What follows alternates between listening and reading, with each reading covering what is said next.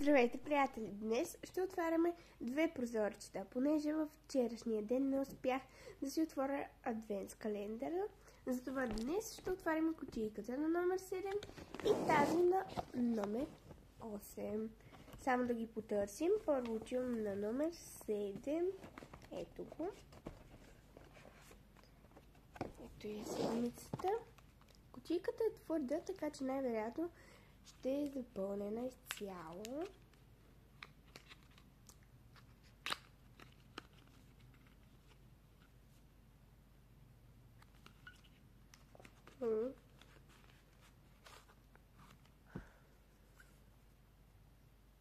Това е когато си лакираш краката, да не ти бягат пръстчетата, да си ги сложиш равномерно.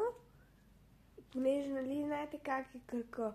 Палеца, малко място така, за да може да си... Това е за кръчетата, когато си ги лакираш.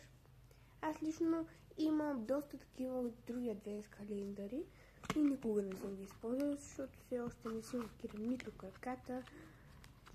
Само на шега на някои рождени дни съм си лакирала ръцете и краката никога. Това днес най-интересното, че ще отваряме две кутийки.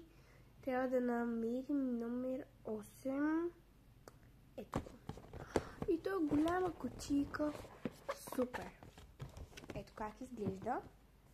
Малко по-интересно от номер 7.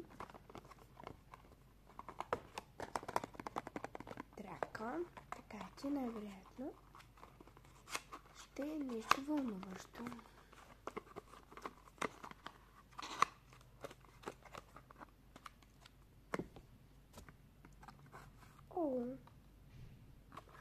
Това е огледалце на Стич. Ето го.